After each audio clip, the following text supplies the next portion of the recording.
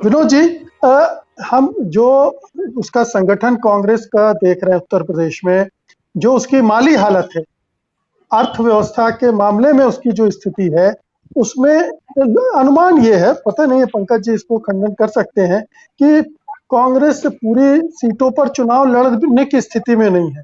वो ये स्ट्रेटजी बना रहे कि भाई 80, 100, 125, 150 सीटों पर चुनाव लड़े, ताकि वहां पर अपने रिसोर्सेज अच्छे से इस्तेमाल कर सके और एक ऐसी संख्या आ सके जो कांग्रेस की रिवाइवल की एक संकेत देती हो। और अगर भविष्य भावी सरकार में ऐसी स्थिति बने जहां पर किसी सरकार को बनाने में सहयोग हो सकता है बीजेपी के विरोध में, तो वो भूमिका निभा सके। क्या आपको लगता है कि कांग्रेस पूरी सीटों पर चुनाव लड़ने जा रहा है, या उसकी ये जो मैंने कहा ये स्ट्रेटजी में ये भी है?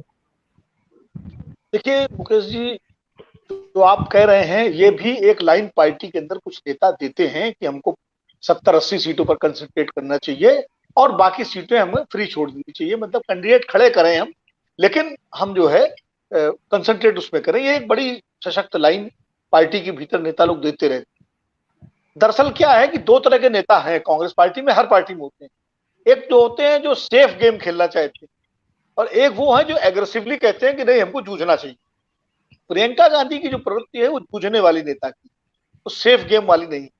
2009 का जब लोकसभा चुनाव था तो उत्तर प्रदेश की पूरी कांग्रेस और सारे एमपी जो साथ थे, मंत्री थे, वो बार बार कह रहे थे कि समाजवादी पार्टी समझौता करके 20 सीट पर चुनाव लड़ जाना चाहिए हमको। राहुल गांधी ने अड़ करके कहा कि हम 40 से कम पर नहीं लड़ेंगे, समझौता हो चाहे न हो। और आखिरकार समझौता नहीं हुआ। कांग्रेस अगर 20 पर लड़ती तो 5 या 7 जीतती मुश्किल से, और 40-80 पे लड़कर के कांग्रेस 22 सीटें जीती। तो ये कांग्रेस पार्टी को तय करना है कि 403 सीटों पर लड़ करके या कुछ छोटे दलों से समझौता भी कर सकती है। मान लीजिए जो छोटे मोटे जो 10 सीट 15 सीट पे लड़ने के तैयार हो, कम से कम 3.5 सीटों पर चुनाव लड़े, तो पार्टी हर पूरे प्रदेश, देखिए अभी आप 22 और 24 की बात कर रहे थे, 22 की सीढ़ी से ही 24 की मंजिल की ओर बढ़ेगी पार्टी, जो भी पार्टी जी। बढ़ेगी।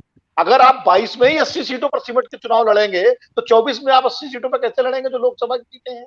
तो चुनाव तो कांग्रेस पार्टी को कम से कम 350 सीटों पर लड़ना चाहिए। बाकी 50 सीटें उन्हें अपने सहयोगी दल जो जिनके साथ समझौता हो सकता है क्षेत्रीय स्तर पर, उनके लिए छोड़नी चाहिए, ताकि पूरे प्रदेश में आपका झंडा डंडा कार्यकर्ता रहे, और वोट जो आए तो आपके सारे वोट काउंट होंगे और आपका जो है वर्कर हर जगह खड़ा हो जाएगा।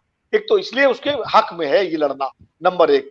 दूसरी बात, जो बात आपने कही, जैसे पंकज जी ने कहा कि 2 लाख हमने वर्कर तैयार किए, बहुत अच्छी बात है। हमको भी थोड़ी बहुत जानकारी इसलिए है कि हमने कुछ रिपोर्टरों से इस तरह की रिपोर्ट करवाई है, लेकिन हाँ उतने विस्तार से जानकारी नहीं थी। बनारस की रैली ने जरूर उसको साबित किया है कि वाकई कुछ काम ग्राउंड पर हुआ है, और खासकर पूर्वांचल में हुआ है। इधर पश्चिमी उत्तर प्रदेश और ये जो मध्य उत्तर प्रदेश का इलाका है, जहाँ के नेता छोड़ छोड़ के कांग्रेस छोड़ के इधर उधर जाने की तैयारी कर रहे हैं, वो एक प्रश्न जरूर है। लेकिन यह है कि प्रियंका गांधी, जो अभी राजेश बादल जी ने कहा, प्रियंका गांधी अगर उनको, ये ठीक है कांग्रेस में परंपरा नहीं रही है मुख्यमंत्री घोषित करने की, लेकिन समय काल के हिसाब से घोषित भी किए गए हैं।